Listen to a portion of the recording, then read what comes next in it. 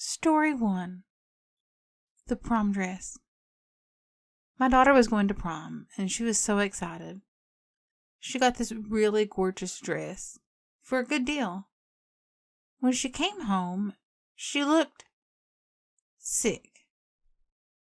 She went to her bedroom, and when I went up to ask if she was okay, she was sickly green. She passed away later. Her dress reminded me of something. So I got out my picture album, and I found a picture of my sister, who died when she was 15. When I looked at the picture, she was wearing that same dress that my daughter wore to prom. I then went through old newspapers I had, and I found another lady, age 16, in that same dress. She had also passed away. I then went to the store where my daughter had bought the dress at. They said the dress had been given to them by an old man that told them the dress was haunted. They, of course, didn't believe him, so they sold it. Then, before the funeral, my son told me that he saw a really young girl, about 16, in my daughter's bedroom. He described her to me, and she matched the picture of the girl that had died at 16 that I saw in the newspaper.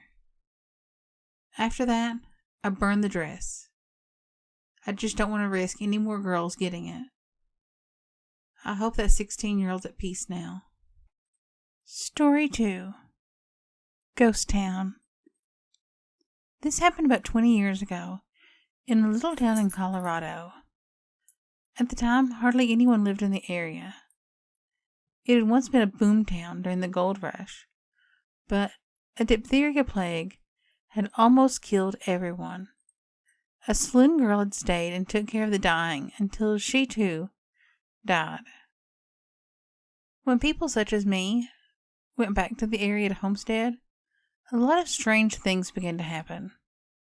Most of us had a lot of sleepless nights and couldn't explain the sounds that were making our animals act weird. Finally, my friends and I decided that we would camp out in an old abandoned bordello in the heart of town. There was an old stove in the parlor and a wood cook stove in the kitchen. The house was very large, with 7 upstairs bedrooms. There still remained a portrait of the lady of the house in the parlor near the entrance of the house. One of the old-timers had said that the old woman would never allow a woman in the house unless they worked for her. We laughed about it, and all of us went to our respective rooms. My buddy Jim and I were staying in one of the rooms, sleeping in our own sleeping bags, across the room from one another. Suddenly, Jim starts yelling, "What are you doing? Get away from me! Stop that!" I woke up and I saw him struggling in his sleeping bag. I thought some animal had got in there with him. I turned on my flashlight and it startled him. He said, "How did you get all the way over there?" We both looked at the sleeping bag and something was in it, moving. And then it stopped. He said, "There was a woman in this bag with me, I swear." I didn't know what to say, but Jim was scared out of his mind. It was almost dawn, so I went downstairs to heat some water for coffee. I had a small machete with me for cutting kindling wood. I cut some for the small stove and some for the cook stove. As I was loading up the cook stove and starting the fire, I heard what sounded like an argument between 2 women. I actually heard the sound of scuffling. As I turned the corner to see what was going on, the machete flew into the wall near my head. I stood there motionless, realizing that there was no one there but me. At least no one I could see. The machete was in the wall, still moving back and forth, quivering from the force of impact. I packed my gear and I left the house, and I've never returned. My friends left as well. The house is still standing and still abandoned to this day. Story 3. Haunted Walmart. My mom and I was in Walmart, one of the super centers. And while there, I had to use the restroom. So I proceeded to the back of the store.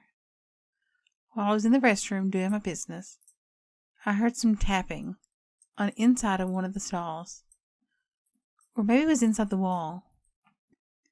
After I listened for a few more seconds, I knew it was coming from the stall. I listened closely and heard what it was tapping. It sounded like the code for SOS. It kept doing it over and over and over again. And then it grew into louder tapping, and then bam, bam, bam. On the wall in front of me, I raised my fist and hit out the first 3 dots and 1 dash when something hit the stall. Hard. I was not in a stall at this point, so it did not scare me at first. And then I looked under the stall to see if I could see anyone there. And then I opened the stall door. There was no one in any of the stalls. I was alone in this bathroom. I was getting nervous, so I hurried to get out the door. And when I turned the corner, I saw something in the mirror. I turned quickly. It was a teenager standing motionless. He had on some tight faded blue jeans and a red and white wide striped shirt. I turned around and he wasn't there. When I looked back in the mirror, he was there again, behind me in the mirror, still standing in that same position, motionless. I ran out of there as fast as I could. The only people that believe me are my mother, my best friend, and that poor woman who works there that I almost knocked down while running out of the bathroom. I actively avoid that Walmart and its bathroom to this day. Thanks for listening. I hope you enjoyed the stories. If you did, don't forget to hit that subscribe button and give me a thumbs up. I really do appreciate it. Thanks for listening. Bye.